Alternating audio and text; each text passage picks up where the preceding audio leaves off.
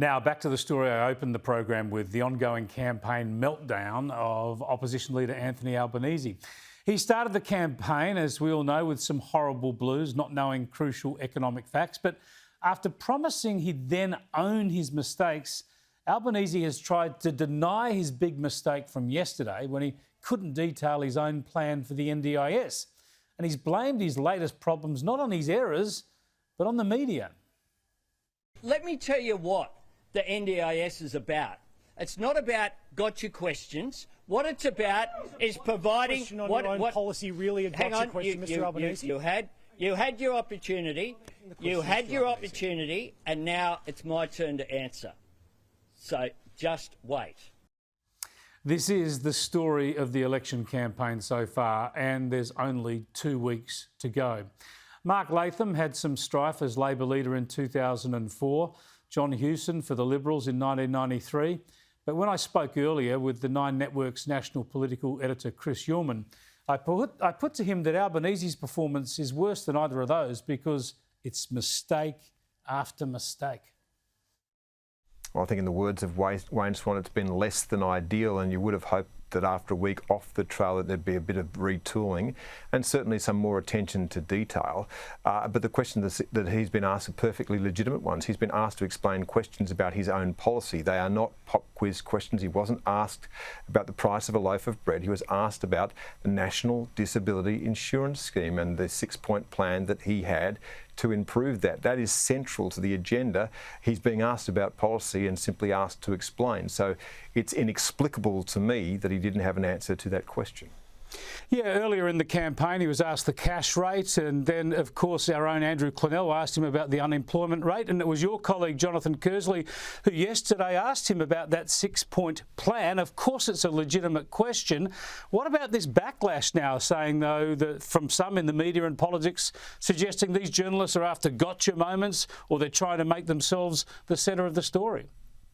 Yeah, look, I think that there are some legitimate questions to be asked about gotcha moments, but let's just go through the ones that you just mentioned there.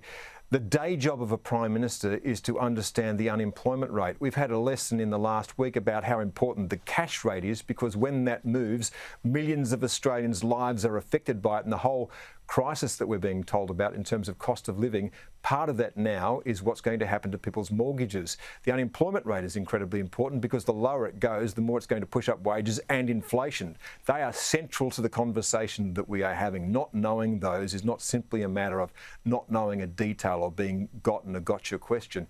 And again, when it comes to the National Disability Insurance Scheme, they're claiming that the government's not doing a good job by it. They're saying that they're going to improve it. Well, then all he was asked is, tell us how. As I say, I often think that the questions about, I don't care whether the Prime Minister knows the price of a loaf of bread or how often he shops at a Kmart. I really, really don't.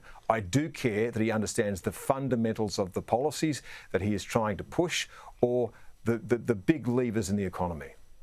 Yeah, now the point is, I'm not out there on the campaign trail, but I'm watching it closely, and it seems that Scott Morrison's press conferences are just as tough. They're very aggressive. Different style of questioning, because they're not trying to get him on the detail. He seems to be across the detail, but a lot of questions about why he's not supporting moderates who are in contests against so-called teal independents. A lot of questions on his diplomatic or foreign policy failure in Solomon Islands, so he's hardly getting it easy. I don't see, and by the way, we rotate people on these teams. So the same people that have been through Anthony Albanese's teams have been rotated. Anthony Albanese's campaign have been rotated through Scott Morrison's campaign. These are the same journalists on different parts of the trail, and all of them are trying to do the best that they can by the people of Australia. This is the exam, Chris. This is the test. This should be hard, getting to be Prime Minister.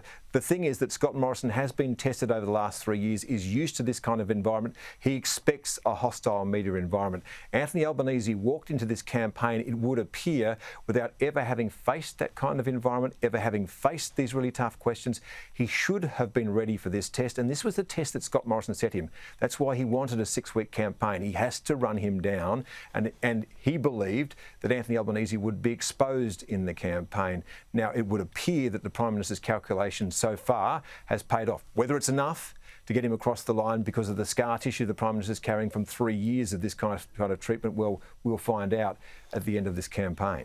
Yeah, and indeed, this next 14 days will make or break Anthony Albanese. But there's games within games here, and when we look at some of that criticism of the media, that surely is designed to intimidate the media to try and make sure that Anthony Albanese might get some softer questions over the next 2 weeks. I'm not interested in, neither are you, I hope, Chris, in the commentary on the commentary of this sort of stuff. And I don't believe that Twitter is a representation of anything that is real in the community. It's an outrage machine. It stirs up outrage. And in fact, one of the things that concerns me is the level of violence in the language that is now directed towards journalists who aren't doing the job that some of these people believe that they should be doing, which is cheerleading for a particular side, Labor or Liberal. We have no dog in this fight. Our job is to try and put as much pressure as we possibly can on these two candidates in a short window. Now, Chris, imagine, a presidential campaign and all the primaries that come before it. Those people are genuinely tested over a long period of time through a very, very difficult process to become president. In fact, the test for a prime minister is collapsed into this very short window, or a candidate for a prime minister, I should say. The prime minister gets tested in his day job. So I'm sorry, it's supposed to be hard. Yeah, it's going to get hard on Sunday night. You'll be front and centre, of course, with Sarah Albo, Deb Knight and David Crow in the next Leaders debate. There'll be a lot of pressure, of course, on Anthony Albanese not to make another mistake, but also a different kind of pressure on Scott Morrison to try and make up ground with just 2 weeks to go. And that's it, Chris, because in this campaign where there are so many undecided voters, everything is consequential. Now, you and I both know that there are usually no great turning points in debates. People will argue over who won it, who lost it.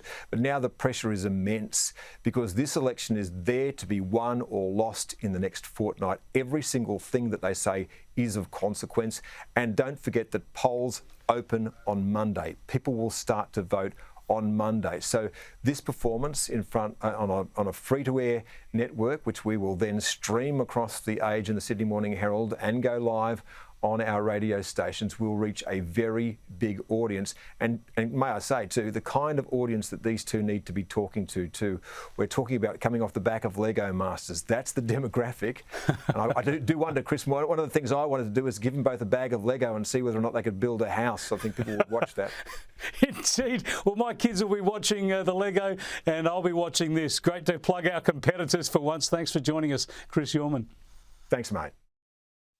Chris Uhlmann there, and of course you've got to watch that Leaders debate on Sunday night on 9, 8:30, 8:45. It'll kick off. Make sure you either watch Paul Murray live and record the debate or vice versa. You've got to watch both, but I know you'll be interested to see how Scott Morrison and Anthony Albanese square up in that debate.